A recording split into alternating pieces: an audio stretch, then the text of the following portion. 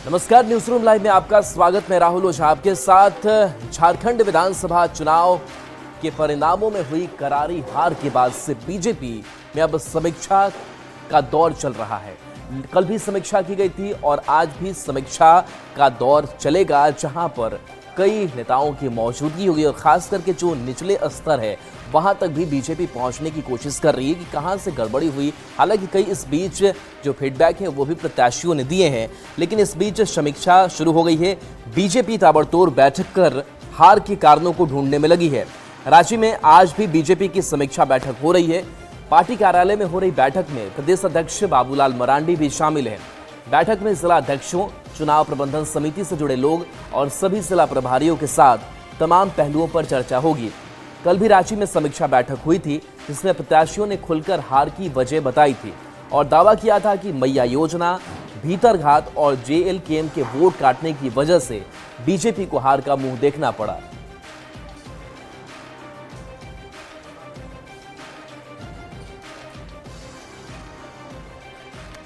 और खबर औरंगाबाद से है, जहां पर मर्डर की घटना को अंजाम दिया गया है। पैक्स अध्यक्ष की यहां पर हत्या कर दी गई है और इस हत्या के बाद से इलाके में सनसनी है। पुलिस मामले की तफ्तीश करने में जुटी हुई है।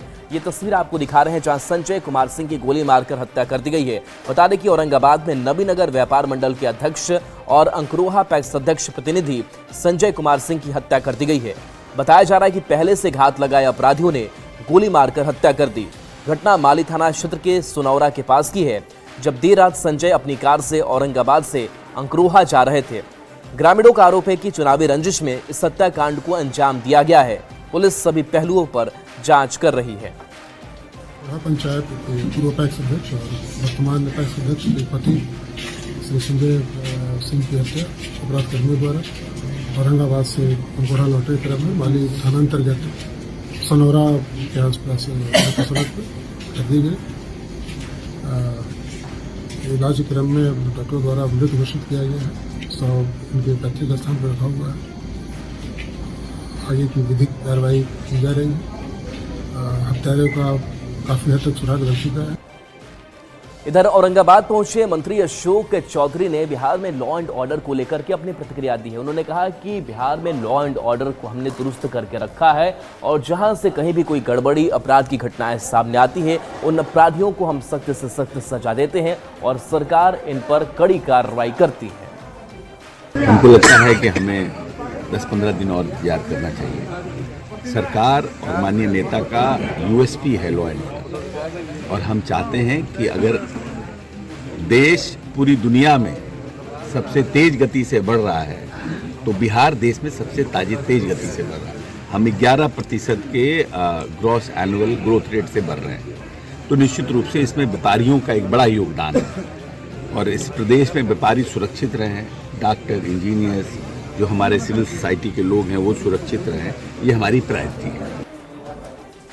और देखिए, उत्तर प्रदेश के संभल से बड़ी खबर है, जहां पर न्याय आयोग की जो टीम है वो संभल पहुंच चुकी है और यहां पर न्यायिक आयोग की जो टीम है वो इस मामले की जांच भी कर रही है। संभल में जिस तरीके से पूरा हादसा हुआ, जो पूरी घटनाक्रम सामने आई, इसके बाद से अब न्यायिक आयोग की जो टीम है हर पहलू की जांच करेगी। बता दें कि सरकार ने हाईकोर्ट के रिटायर्ड जस्टिस DK अरोड़ा की अध्यक्षता में न्यायिक आयोग बनाया है, जिसमें रिटायर्ड IAS अमित मोहन प्रसाद और यूपी के पूर्व DGP AK जैन शामिल है। संभल हिंसा सुनियोजित साजिश थी या अचानक हुई एक घटना, ये जांच आयोग करेगा।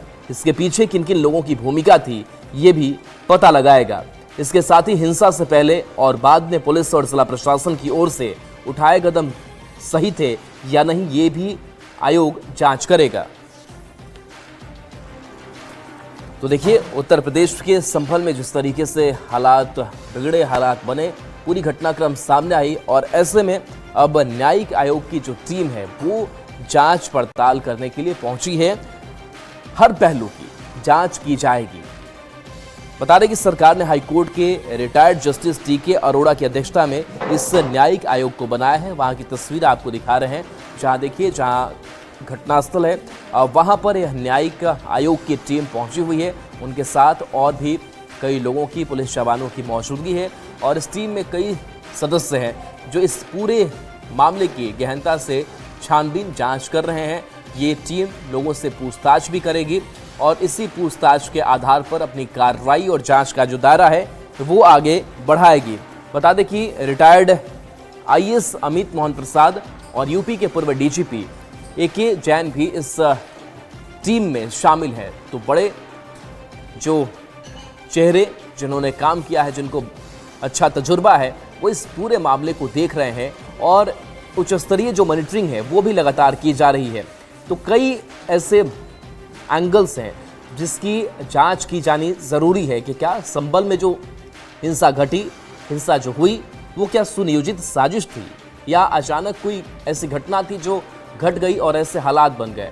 तो हर एक एंगल से इस मामले की जो जांच है वो ये टीम करेगी। तो संभल में न्यायिक आयोग की टीम पहुंच चुकी है। 3 तस्वीरें आपके टीवी स्क्रीन पर हम दिखा रहे हैं और ये तीनों तस्वीर बयां कर रही है कि इस मसले को लेकर के सरकार भी कितनी गंभीर है और स्थिति जल्द से जल्द ठीक हो पाए और कहां गड़बड़ी हुई उसके तह तक पहुंचा जा सके, दोषी कौन है वो पता लगाया जा सके। बैठे थे किन लोगों ने उकसाया था, क्योंकि सबसे अहम चीज टीम का सिर्फ हिंसक इलाके में नहीं बल्कि उन इलाकों में भी लोगों से बातचीत करना है जहां पर लोग अचानक हिंसक हुए थे, भीड़ इकट्ठा हुई थी, पुलिस को घुसने में परेशानी हुई थी, लोगों को शांत करने में परेशानी हुई थी और इसी वजह से अब टीमें जो है दूसरी तरफ जा रही हैं और पूछताछ करना भी जरूरी है। बातचीत करेगी, लोगों से पूछेंगी कि कैसे पूरा घटनाक्रम हुआ था और ये सब इसलिए क्योंकि जो यहाँ पर जो हालात थे उन हालातों की पूरी जानकारी यहाँ पर जुटाई जानी है और न्यूज़ 18 इंडिया पर एक्सक्लूसिव तस्वीरें आपको पूरे कवरेज को हम दिखा रहे हैं कि कैसे 24 नवंबर को घटनाक्रम हुआ था। उसके बाद अब आज न्यायिक आयोग की टीम पूछताछ करने के लिए, जांच करने के लिए यहाँ पर पहुंची है, जो शासन को अपनी रिपोर्ट सौंपेगी। लेकिन कितने दिन की ये जांच रहेगी ये देखना सबसे बड़ा सवाल है और इसके अलावा जो प्रशासनिक अमला है वो गाड़ियों में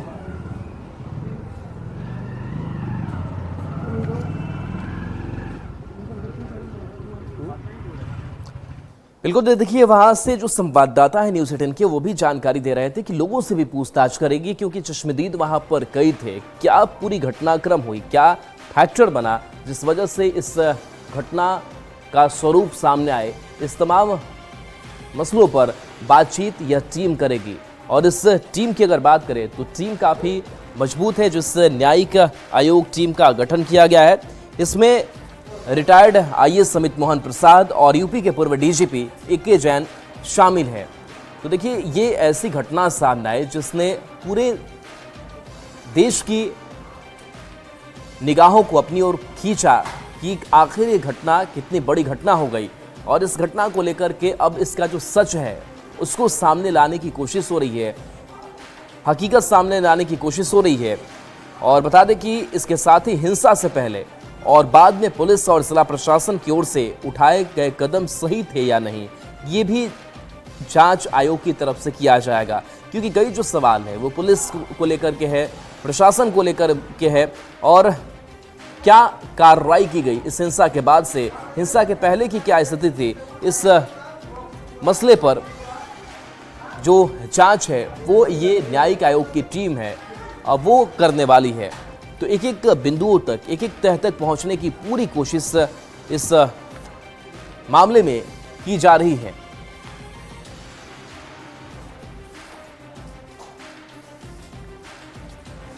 तो उत्तर प्रदेश के संभल से ये सीधी तस्वीर आप तक पहुंचा रहे हैं, जहां देखिए अब लोगों तक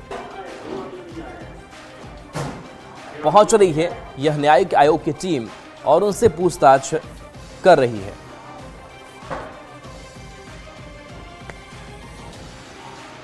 और देखिए मुख्यमंत्री नीतीश कुमार जो हैं वो यात्रा पर निकलने वाले हैं और इस यात्रा के जरिए लोगों से संवाद करेंगे। खास करके जब यात्रा पर नीतीश कुमार निकलते हैं तो महिलाओं पर काफ़ी ज़्यादा जोर उनका रहता है, यानी कि महिलाओं से एक बार फिर से संवाद होगा। 15 दिसंबर से यात्रा पर निकल रहे हैं जिसमें जीविका दीदियों से वे संवाद करेंगे और जिले में चल रही योजनाओं की समीक्षा करेंगे। वहीं सीएम की यात्रा को लेकर पूर्वी चंपारण में भी तैयारी शुरू हो गई है। बिहार सरकार के गन्ना उद्योग मंत्री कृष्णानंदन पासवान ने मुख्यमंत्री नीतीश कुमार की यात्रा को लेकर खुशी जाहिर की है। साथ ही उन्होंने कहा कि मुख्यमंत्री नीतीश कुमार के साथ पूरे बिहार की महिलाएं उनके साथ है।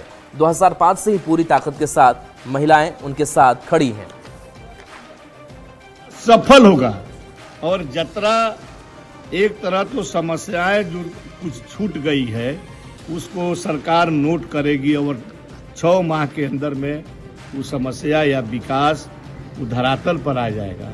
उसे जबरदस्त जनता को लाभ होगा और जनता काफ़ी बेचैनी से प्रतीक्षा कर रही है कि हमारे राजा कब आएंगे, मुख्यमंत्री जी कब आएंगे। और इस बीच नवादा से बड़ी खबर है, जहां पर सड़क हादसा सामने आया है और इस सड़क हादसे ने 2 की जान ले ली है। तो इस वक्त की बड़ी खबर, जहां इस सड़क हादसे में 2 किशोर की मौत हो गई है। स्कूल जाने के दौरान दोनों की मौत हो गई। बाइक से स्कूल ये दोनों छात्र जा रहे थे। हर्ष कुमार और सूर्यांश आर्या की मौत इस सड़क हादसे में हो गई है। खड़े ट्रैक्टर में टक्कर से हादसा हो गया। नवादा बाईपास पर यह हादसा हुआ है।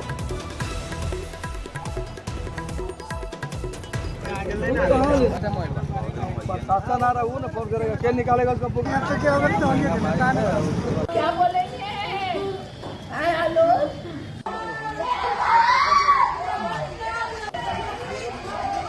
चला रहे थे, गाड़ी जा रहे थे और गाड़ी में कैसे टक्कर मार दिया। 2 घर का चिराग बुझ गया। हम लोग क्या जाने क्या बोले। कहाँ पर घटना घटी है? ये तो लगता है हद्दी गोदाम के आसपास में। और देखिए, बेगूसराय में भी बड़ा सड़क हादसा सामने आया है और इस सड़क हादसे में एक शख्स की जान चली गई है। बताया जा रहा है कि यह सड़क हादसा वाहनों की टक्कर में हुआ और इसमें एक व्यक्ति की जान चली गई है, एक युवक की मौत हो गई है। बता दें कि तेज रफ्तार ट्रक ने युवक को रौंद दिया। साहेबपुर कमाल के सनहा के पास यह हादसा हुआ है। तो तेज रफ्तार ट्रक ने युवक को रौंद दिया है। घटनास्थल पर ही युवक की मौत हो गई। साहेबपुर कमाल के सनहा के पास यह हादसा हुआ है। गाड़ी लेकर जाता था और तेल भराने के लिए आ रहा था बेगूसराय। ठीक। उसके बाद मालिक बोला कि तेल यहाँ सब बेगूसराय में तेल देता है। सब गाड़ी के मालिक तो आ रहा था बेगूसराय तेल लेने के लिए। पीछे से 6 चक्का ट्रक मार्शल बड़का पीछे से मारा कि बस पलटी खा गया। और देखिए, बिहार में शराबबंदी की खुलेआम धज्जियां उड़ाई जा रही है। मैं ऐसा इसलिए कह रहे हैं क्योंकि 3 तस्वीरें आपको 3 जगहों से हम आपको दिखाने वाले हैं और इस तस्वीर को आप देखेंगे तो आप भी दंग रह जाएंगे, हैरान रह जाएंगे। ये तस्वीर सिवान, मोतिहारी और गोपालगंज की है, जहां लाखों रुपए की शराब जब्त की गई। हालांकि तीनों ही जगह तस्कर भागने में कामयाब रहे। पुलिस ने शराब की खेप जब्त कर उन्हें नष्ट भी कर दिया है।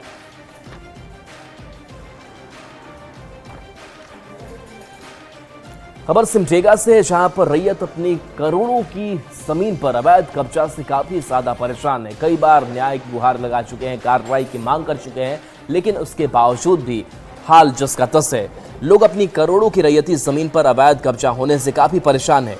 रैयत के मुताबिक उनकी करोड़ों की जमीन पर रसूखदारों ने अवैध रूप से कब्जा कर लिया है और प्रशासन भी कार्रवाई करने से बच रहा है।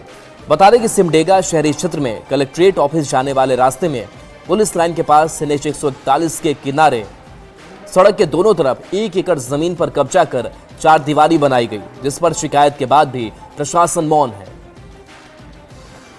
चाहते हैं जमीन को वापसी चाहते हैं। जाके मना किए, फिर भी ठेकेदार लोग मना नहीं किया, काम बंद नहीं किया। आप आवेदन दिए, उसमें किसका नाम लिखे हैं? आवेदन दिए हैं, उसमें जो खरीदा है उसका नाम दिए हैं। तो किसका नाम बताइए। प्रतिमा कुजूर, ज्योति खाखा। मेरा मांग ये है सर कि जो अपना जमीन खतियानी जमीन है ना, तो उसमें खानदानी खतियानी जमीन है, तो उसको अवैध रूप से कब्जा किया गया है। तो अवैध रूप से कब्जा करने के बावजूद तो लोग घेरा भी मार दिया है। घेरा मारने के बाद हम लोग को तो कुछ जो बाकी है, जो बिक्री है, तो उसको हम लोग मान लिया। उसका थी बाबा का नाम से पंजी 2 में चढ़ गया है, तो उतना तक वो लोग सीमित रहता। बाकी ज़मीन तो वो लोग छोड़ देना चाहिए था, तो उसको छोड़ देना चाहिए। आवेदन आपका अनुमंडल कार्यालय में प्राप्त हुआ है, इसकी जांच की जा रही है। जांच के उपरांत ही कुछ इस पर कार्रवाई की जाएगी। अब आपको गढ़वा लेकर के चलते हैं, जहां जंगल से भटककर एक बारहसिंघा गांव पहुंच गया, जिसके बाद से गांव वाले काफी उत्सुक हो गए। इसको देखने के लिए रस्सी से बारहसिंघा को बांध दिया गया। बता दें कि बलियारी पंचायत में जंगल से भटककर एक बारहसिंघा पहुंच गया, जिसे देखने के बाद ग्रामीणों ने उसे पकड़कर रस्सी से बांधा और वन विभाग को इसकी सूचना दी। मौके पर पहुंची वन विभाग की टीम के 2 सदस्य बारहसिंघा के हमले से घायल भी हो गए। गाड़ियों को भी नुकसान पहुंचा है। बारहसिंघा को काफी मशक्कत के बाद पकड़कर जंगल की ओर छोड़ दिया गया।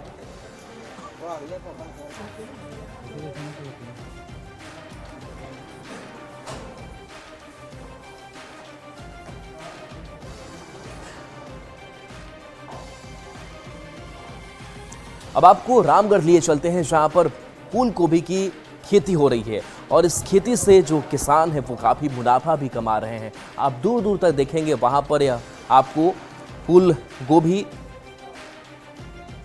की जो खेती है वो आपको दिखाई देगी। बता दें कि रामगढ़ के हुआवा और कटफार में कई किसान ने बड़े पैमाने पर फूल गोभी की खेती की है। यहाँ की फूल गोभी की डिमांड झारखंड के अलावा बंगाल और बिहार में भी खूब है।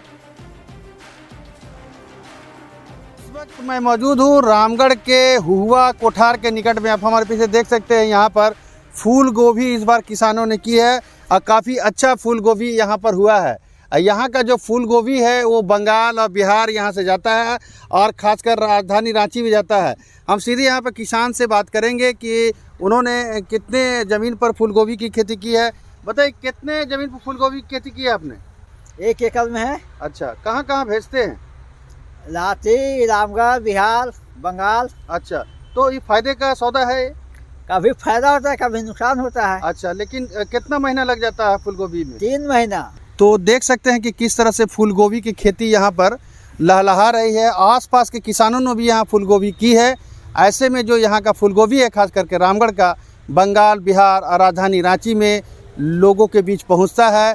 तो आप समझ सकते हैं कि यहाँ के जो किसान हैं फूल गोभी की खेती करके यहाँ आर्थिक रूप से संपन्न बन रहे हैं। जावेद खान, न्यूज़ 18, रामगढ़। हाल के दिनों में बिहार के सीमांचल इलाके में एड्स काफ़ी तेजी से पांव पसारा है और ये एक डेटा भी सामने आया है। आज अंतर्राष्ट्रीय एड्स दिवस है और ऐसे में लोगों को जागरूक करने के लिए कई कार्यक्रम चलाए जा रहे हैं। लेकिन कटिहार में 6 साल पहले 14 लाख की लागत से एड्स मरीजों के लिए ART सेंटर बनाया गया था, लेकिन अब तक ये बिल्डिंग सफेद हाथी साबित हो रहा है। और ज्यादा जानकारी दे रहे हैं संवाददाता सुब्रत। सदर अस्पताल का ART सेंटर है, वो कार्यरत नहीं है, अब तक कार्यरत नहीं। ART के तो सभी कर्मचारी हैं, कार्य कर रहे हैं। कोई गोदाम में तो DIO ऑफिस चलता है, तो केंद्र है सदर अस्पताल। नहीं तो वो जगह की कमी के चलते इधर उधर कुछ हो सकता है, लेकिन सभी कार्यरत है। और जो अगर आप लोग को लगता है तो बताइए, उसको हम लोग फिर देखेंगे। बिहार के सीमांचल के इलाके में एड्स तेजी से फैल रहा है। इस तरह का आंकड़ा लगातार आते रहता है, लेकिन इस बीच कटिहार जो स्वास्थ्य विभाग है उसकी एक तस्वीर आपको दिखा रहे हैं। ये जो ART केंद्र है ये सदर अस्पताल परिसर में है और ये साल 2018 में उद्घाटन किया गया था और तब जो सांसद तारिक अनवर थे उनके निधि से लगभग 14 लाख से ये ART सेंटर बनाया गया था। लेकिन अब जरा तस्वीर देखिए इस ART सेंटर का, तब से लेकर अब तक ये शुरू नहीं हो पाया। अब फिलहाल कुछ दिन पहले स्वास्थ्य विभाग इस बिल्डिंग में जिला वैक्सीन केंद्र शुरू कर दिया है और जो जिला वैक्सीन केंद्र है वो फिलहाल इस बिल्डिंग से चल रहा है और इसकी जो भीतर की तस्वीर है ये आपको दिखा रहा है। यह वैक्सीन केंद्र चल रहा है और ये सुचारू ढंग से चल रहा है। लेकिन सवाल उठता है कि लगातार एड्स की मरीजों की संख्या सामने आने के बाद भी कटिहार स्वास्थ्य विभाग इस पर क्यों नहीं गंभीर है, ये बड़ा सवाल है। इससे बड़ा एक और सवाल है, जब इस बारे में सिविल सर्जन से पूछा जाता है तो उनको इस बाबत कुछ भी जानकारी नहीं होने की बात कहा जा रहा है। लेकिन जबकि उनके तरफ से ही ये वैक्सीन केंद्र यहाँ शुरू करवाया गया है, ये फिलहाल एक दुखद तस्वीर है। एक और बड़ी बात है, ये जो जिला है ये जो एड्स मरीजों के रेड जोन कहा जाता है और अभी भी 2500 मरीज प्रति महीना यहाँ से दवा लेते हैं, इलाज चल रहा है। इस तरह के आंकड़े के बावजूद कटिहार स्वास्थ्य विभाग एड्स जैसी बीमारी को लेकर गंभीर नहीं है। सुब्रत, न्यूज़ 18, कटिहार।